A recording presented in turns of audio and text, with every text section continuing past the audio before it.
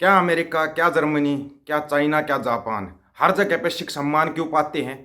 अपनी मेहनत और लगन के कारण सम्मान पाते हैं। आजकल के जो बच्चे पढ़ाई लिखाई पर ध्यान देते हैं, वो अपनी एजुकेशन के कारण सम्मान पाते हैं। जो हमारे बुजुर्ग हैं, वो अपने काम की वजह से सम्मान पाते हैं। ये चीज़ आपको समझनी पड़ेगी। कट्टरता किसी भी चीज़ में आ जाती है ना, तो कट्टरता बहुत नुकसानदायक होती है। अमेरिका की जो सबसे बड़ी एयरलाइंस है ना, एयरलाइंस कंपनी है, उसके अंदर पायलट है बेबी किरणदीप कौर। कौन कौन कौन जानता है?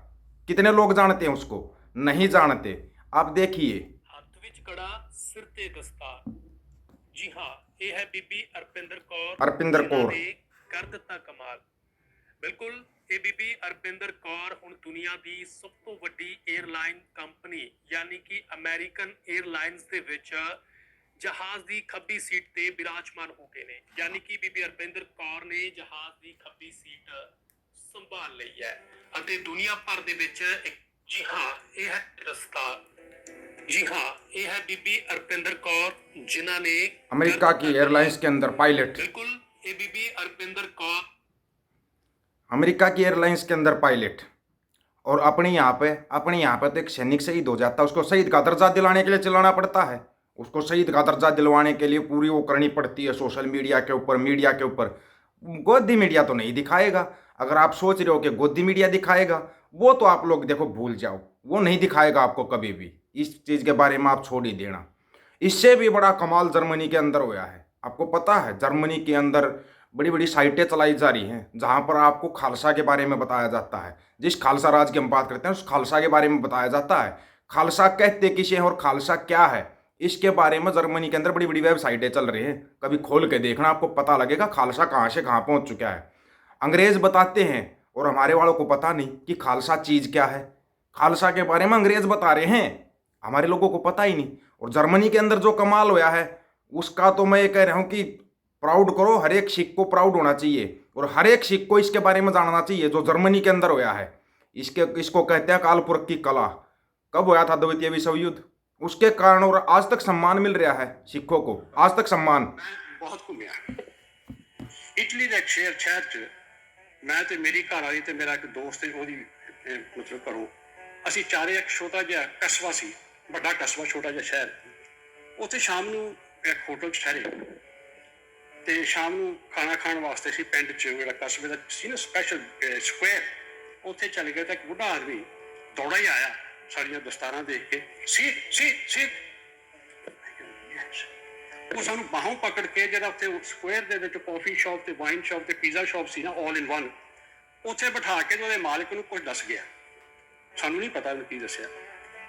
ਉਹ ਮਾਲਕ ਆ ਕੇ ਸਾਨੂੰ ਪੁੱਛਦਾ ਵੀ ਕੀ ਪੀਓਗੇ ਤੁਸੀਂ? ਹੈਗਾ ਵੀ ਅਸੀਂ ਤਾਂ ਕੁਛ ਪੀਣਾ ਨਹੀਂ। ਉਹ ਕਹਿੰਦਾ ਨਹੀਂ, ਉਹ ਕਹਿ ਕੇ ਗਿਆ ਮੈਨੂੰ ਤੁਹਾਨੂੰ ਇੱਥੇ ਬੈਠਣਾ ਪੈਣਾ, ਉਹਨੇ 15 ਮਿੰਟ 'ਚ ਵਾਪਸ ਆਉਣਾ ਹੈ। ਇੱਕ ਉਦਾਹਰਨ ਦੀ ਗੱਲ ਕਰ ਰਿਹਾ ਮੈਂ, ਸਦਾਚਾਰ ਦੀ। ਉਹ 15 ਕੁ ਮਿੰਟ ਬਾਅਦ ਆਇਆ ਆਪਣੇ ਪਰਿਵਾਰ ਦੇ 21 ਜੀ ਲੈ ਕੇ। 21 4 ਜਨਰੇਸ਼ਨਸ। ਆਪਣੇ ਪੋਤੇ ਦਾ 6 ਕੁ ਮਹੀਨੇ ਦਾ ਬੱਚਾ ਲੈ ਕੇ ਆਇਆ ਉਹ, ਤੇ 21 ਮੈਂਬਰ ਲੈ ਕੇ ਆਇਆ। ਉਹਦਾ ਜਿਹੜਾ ਪੋਤਾ ਹੈ ਉਹ ਯੂਨੀਵਰਸਿਟੀ ਦਾ ਗ੍ਰੈਜੂਏਟ ਹੈ, ਉਹਨੂੰ ਇੰਗਲਿਸ਼ ਆਉਂਦੀ ਹੈ। ਉਹਦੇ ਲਈ ਉਹ ਗੱਲ ਕਰਦਾ ਹੈ, ਅੱਜ ਜੇ ਮੈਂ ਜਿਉਂਦਾ ਹੈ ਤਾਂ ਇਹਨਾਂ ਦੋਵਾਂ ਦੇ ਕਰਕੇ ਜਿਉਂਦਾ ਹੈ, ਤੇ ਜੇ ਮੈਂ ਮਰ ਜਾਣਾ ਸੀ। ਅਸੀਂ ਹੈਰਾਨ ਹੋ ਗਏ, ਕੋਈ ਗੱਲ ਕੀ ਹੈ? ਅਸੀਂ ਪੁੱਛਿਆ, ਉਹ ਕਹਿੰਦਾ ਸੈਕੰਡ ਵਰਲਡ ਵਾਰ 'ਚ ਮੇਰੇ ਗੋਲੀ ਲੱਗ ਗਈ ਸੀ, ਮੈਂ ਮੈਦਾਨ 'ਚ ਡਿੱਗ ਪਿਆ ਸੀ। ਮੇਰੀ ਆਪਣੀ ਜਿਹੜੀ ਪਲਟਨ ਹੈ ਮੈਨੂੰ ਛੱਡ ਕੇ ਆ ਗਈ ਸੀ, ਤੇ ਮੈਨੂੰ ਇੱਕ ਹਫ਼ਤੇ ਬਾਅਦ ਜਦੋਂ ਹਸਪਤਾਲ ਦੇ ਵਿੱਚ ਹੋਸ਼ ਆਈ, ਮੈਂ ਪੁੱਛਿਆ ਮੈਂ ਇੱਥੇ ਕਿਵੇਂ ਆ ਗਿਆ, ਤੇ ਉਹਨੇ ਦੱਸਿਆ ਕਿ ਪਿੱਛੇ ਸਿੱਖ ਫੌਜੀ ਲੰਘ ਰਹੇ ਸੀ, ਉਹਨਾਂ ਵਿੱਚੋਂ ਇੱਕ ਫੌਜੀ ਨੇ ਮੋਢਿਆਂ ਤੇ ਚੱਕ ਕੇ 6 ਮੀਲ ਪਿੱਛੇ ਬੇਸ 'ਚ ਉਹਨੂੰ ਪਹੁੰਚਾਇਆ ਸੀ। ਤੇ ਉਹ ਕਹਿੰਦਾ ਵੀ ਮੈਨੂੰ ਡਾਕਟਰ ਨੇ ਇਹ ਵੀ ਕਿਹਾ ਸੀ ਜੇ ਮੈਂ ਅੱਧਾ ਘੰਟਾ ਹੋਰ ਲੇਟ ਹੋ ਜਾਂਦਾ ਤੇ ਮੇਰਾ ਇੰਨੀ ਬਲੀਡਿੰਗ ਹੋ ਗਈ ਸੀ, ਮੈਂ ਮਰ ਜਾਣਾ ਸੀ। ਇਸ ਕਰਕੇ ਅੱਜ ਜੇ ਮੈਂ ਜਿਉਣਾ ਹੈ ਤੇ ਇਹਨਾਂ ਦੋ ਬੰਦਿਆਂ ਦੀਆਂ ਪੱਗਾਂ ਕਰਕੇ ਜਿਉਣਾ ਹੈ। ਸਾਨੂੰ ਮਤਲਬ ਖੁਸ਼ੀ ਵੀ ਹੋਈ ਤੇ ਅੱਖਾਂ ਵੀ ਭਰੀਆਂ। ਅਸੀਂ ਤਕਰੀਬਨ 3 ਘੰਟੇ ਉੱਥੇ ਉਸ ਕਸਬੇ 'ਚ ਘੁੰਮੇ। ਯਕੀਨ ਕਰੋਗੇ, ਜਿਹੜੀ ਵੀ ਦੁਕਾਨ ਤੋਂ ਸਾਡੀਆਂ ਜਨਾਨੀਆਂ ਨੇ ਕੋਈ ਸ਼ਾਪਿੰਗ ਕਰਨ ਦੀ ਕੋਸ਼ਿਸ਼ ਕੀਤੀ, ਉਹਨਾਂ ਨੇ ਇੱਕ ਵੀ ਪੈਸਾ ਨਹੀਂ ਲਿਆ। ਅਸੀਂ ਪਿੰਡੋਂ ਨਿਕਲ ਕੇ ਬਾਹਰ ਇੱਕ ਰੈਸਟੋਰੈਂਟ ਬੈ ਕੇ ਡਿਨਰ ਕਰਨ ਵਾਸਤੇ ਬੈਠੇ ਤੇ ਉਹ ਸਾਡੇ ਕੋਲ ਪੈਸਾ ਨਹੀਂ ਲਿਆ। ਪਤਾ ਕੀ ਕਹਿੰਦਾ? ਅੱਜ ਤੁਸੀਂ ਸਾਡੇ ਗੈਸਟ ਹੋ, ਅੱਜ ਸਾਡੇ ਧੰਨ ਭਾਗ ਨੇ ਕਿ ਤੁਸੀਂ ਸਾਡੇ ਕੋਲ ਆਏ। ਅਸੀਂ ਇੰਨੇ ਸਾਲ ਬਾਅਦ ਸਾਡੇ ਬੰਦੇ ਦੀ ਜਾਨ ਬਚਾਉਣ ਦੀ ਕੀਮਤ ਥੋੜੀ ਜਿਹੀ ਅਦਾ ਕਰ ਸਕੇ। ਇਹ ਹੈ ਸੱਭਿਆਚਾਰ, ਸਾਡਾ ਜਿਹੜਾ ਸੱਭਿਆਚਾਰ ਹੈ ਉਹਦੀ ਐਕਸਟ੍ਰੀਮ। ਉਹ ਲੋਕ ਮੈਂ ਨਹੀਂ ਅਸੀਂ ਨਹੀਂ ਜਾਣਦੇ ਕੌਣ ਸਨ, ਉਹ ਵੀ ਨਹੀਂ ਜਾਣਦਾ ਕੌਣ ਸਨ। ਸਿਰਫ ਇੱਕ ਹੀ ਸਾਂਝ ਹੈ, ਉਹਨੇ ਵੀ ਦਸਤਾਰ ਬੰਨੀ ਸੀ, ਅਸੀਂ ਵੀ दस्तार बनी सी। ये कमाई है अपने बुजुर्गों की, जिन्होंने कमाया है अपनी मेहनत से, अपनी लगन से। और आजकल कुछ बच्चे फुकरापंथी के चक्कर में या कट्टरवाद के चक्कर में अपनी सारी कमाई को खो रहे हैं, पूरी कमाई को खो रहे हैं। वो उनको पता ही नहीं तुम्हारा इतिहास क्या है, वो इतिहास के नज़दीक ही नहीं जाना चाहते। वो अपना बस एक अलग से वखरा इतिहास बनाने पर तुले हुए, नहीं हम तो बस अलग से ही कुछ करेंगे। क्यों भाई, क्यों? जो बुजुर्गों ने जो इतिहास बनाया है ना, उस इतिहास को पढ़ कर देखो आप। इटली के अंदर, पूरे इटली के अंदर जहाँ जहाँ भी शॉपिंग की सरदार जी ने या बीबियों ने, किसी से एक पैसा भी नहीं लिया गया। ये कमाई थी हमारे बुजुर्गों की, ये वो कमाई बुजुर्गों की थी, तुम्हारी नहीं है। तुम बस झंडा उठा कर कहीं भी नारेबाजी कर दी, ये तुम्हारी कमाई नहीं है, उन बुजुर्गों की कमाई है। ये समझना पड़ेगा, हर एक युवा को समझाना पड़ेगा बुजुर्गों ने आज तक कमाया क्या है, क्या कमा के गए हमारे बुजुर्ग। ये जिस दिन समझ जाओगे ना, उस दिन तुम इस कट्टरवाद से बाहर निकले आओगे। सिक्की कहती ही नहीं कट्टरता, सिक्की के अंदर कट्टरता है ही नहीं। ये तुम्हारे अंदर कट्टरता कहाँ से आ गई? फिर तुम दस्तार सजा कर सोचते हो कि तुम सिख बन गए। क्यों भाई, कहाँ से आई ये कट्टरता? इस कट्टरता से बाहर निकलो। और जो बुजुर्गों ने कमाया हुआ है ना, उसको अगर तुम नहीं बचा सकते तो उसको गुम भी मत करो। जो बुजुर्ग कमा के गए हैं उसको तुम गुम करने पर लगे हुए हो।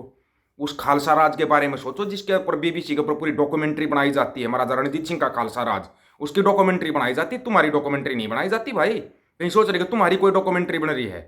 ये जो बाहर जाके गोदी मीडिया को तो एक टारगेट मिला हुआ है, बस उसको तो इजराइल हमास दिखाना है, उसको कुछ नहीं दिखाना। गुरुद्वारा साहिब के अंदर आके चला गया, भाषण दे के चला गया, गृह मंत्री अमित शाह क्या क्या बोल के गया, क्या क्या बोल, अब उसको एक्सप्लेन करते रहना। उसको जो बोलना था वो अपना काम करके चला गया।